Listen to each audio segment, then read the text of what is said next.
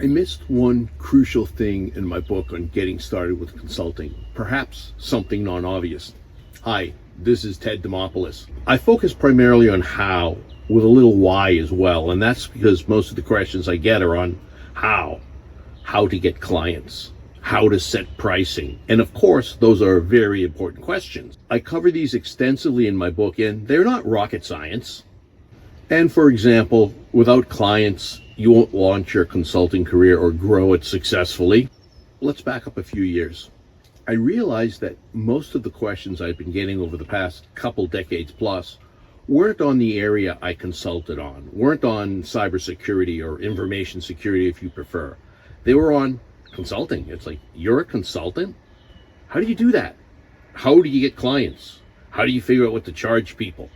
Yes, I get lots of questions on security policy, cryptography, the effects of quantum computing on security and so forth, but still most of the questions I got were on consulting.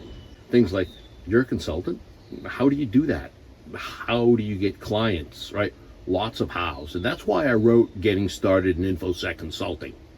I also started teaching classes on how to become a successful consultant. Well, there's another blind spot, massive blind spot that I'm now addressing. The question of how to start consulting is really on how to successfully start consulting.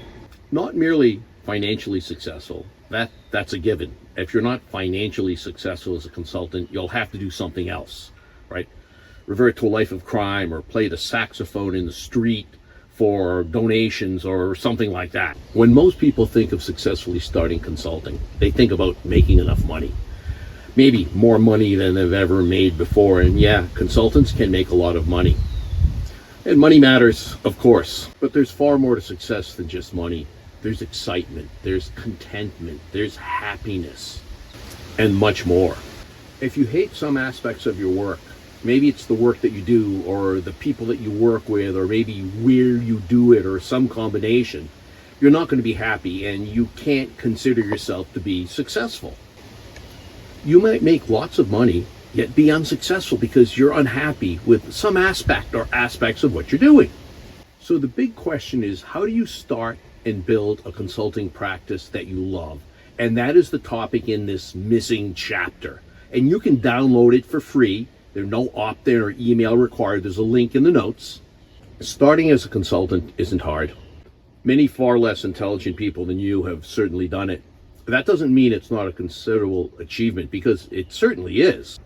You might be immediately financially successful as I was, maybe with great paying and exciting work already lined up before you started. Or it may take you 2 or 3 attempts, or it might be a little bit of a drag in the beginning and tough to get started. But the big question is, are you happy? Have you built a consulting practice that you love? That's what we go over in the missing chapter. It's in the notes.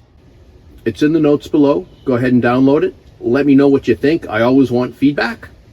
This is Ted Demopoulos. Thank you for listening, and I will see you next time.